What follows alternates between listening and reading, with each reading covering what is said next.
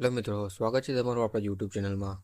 તો આજે આપણે લઈને આવી ગયા છે આરઆરબી દ્વારા એટલે કે રેલવે રિક્રુટમેન્ટ બોર્ડ દ્વારા એક નવી ભરતીની જાહેરાત કરવામાં આવી ગઈ છે, બરાબર છે, જેના ફોર્મ ટૂંક જ સમયમાં શરૂ થવાના છે. તો આ વિડીયો તમારે મહત્વપૂર્ણ રહેશે અને તમારી માટે ઉપયોગી રહેશે.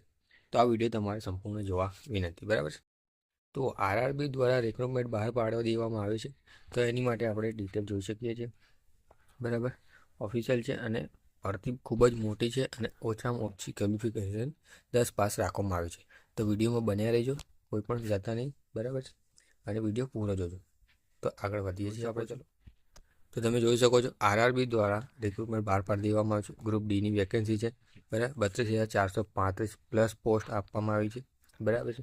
અને મિનિમમ ક્વોલિફિકેશન 10 પાસ રાખવામાં આવેલી છે, બરાબર. કોઈ પણ આઈટીઆઈની જરૂર નથી, કોઈ પણ અલગ કોર્સની જરૂર નથી, બરાબર છે. તમે 10 પાસ હશો તો તમે આના માટે ફોર્મ ભરી શકો છો, બરાબર.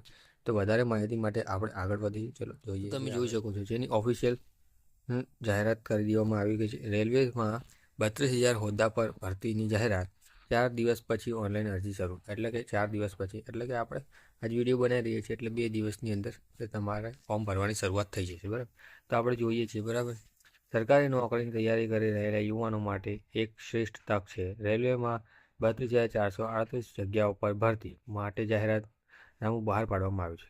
આ માટે 23 જાન્યુઆરી 2025, એટલે કે તમે જોઈ શકો છો 23 જાન્યુઆરી 2025થી અરજી પ્રક્રિયા શરૂ. તમે ઓનલાઈન અરજી કરી શકો છો, બરાબર. આ ભરતી દ્વારા રેલવેમાં લેવલ 1 હેઠળ કુલ 32,438 ગ્રુપ ડી પોસ્ટ પર નોકરીની જાહેરાત કરાય છે. આ પોસ્ટ પર અરજી કરવા માટે તમારી પાસે ઓછામાં ઓછી 10 પાસની ડિગ્રી હોવી જોઈએ. તમે જોઈ શકો છો 10 પાસ તમે કરેલું હોય તો તમે આની માટે ફોર્મ ભરી શકો છો, બરાબર. આ પદ માટે અરજી કરનાર ઉમેદવારોની ઉંમર 1 જુલાઈ 2025ના રોજ 18 થી 26 વર્ષની વચ્ચે હોવી જોઈએ. એટલે કે તમારે આની અંદર એજ લિમિટ રાખવામાં આવી છે, 18 વર્ષથી 26 વર્ષ સુધી તમારી ઉંમર હોવી જોઈએ.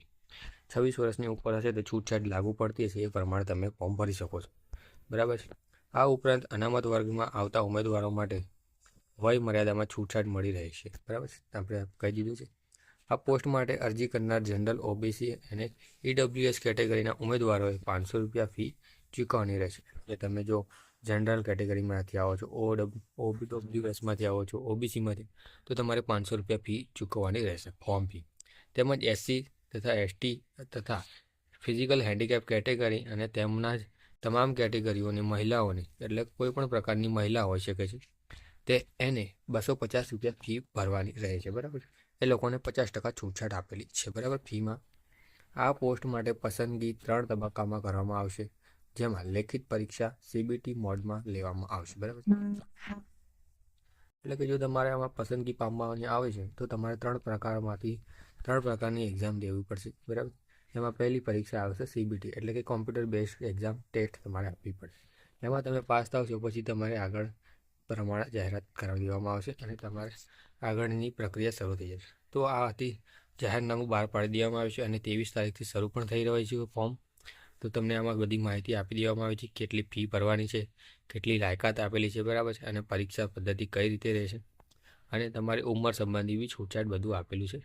તો જો માહિતી તમને ગમી હોય તો લાઈક કરજો, શેર કરજો અને સબસ્ક્રાઈબ જરૂરથી કરજો. તમારા મિત્રોને મોકલી દેજો વિડીયો, જેથી એમને પણ ખબર પડે. અને 2 દિવસમાં ફોર્મ ભરવાના શરૂ થઈ રહ્યા છે, તો તમે પણ અચૂકથી ભરી દેજો. અને જો તમારે ફોર્મ ઘરે બેઠા ભરવું હોય તો અમે તમારું ફોર્મ ઘરે બેઠા પણ ભરી આપીશું, બરાબર છે. Thank you for watching video.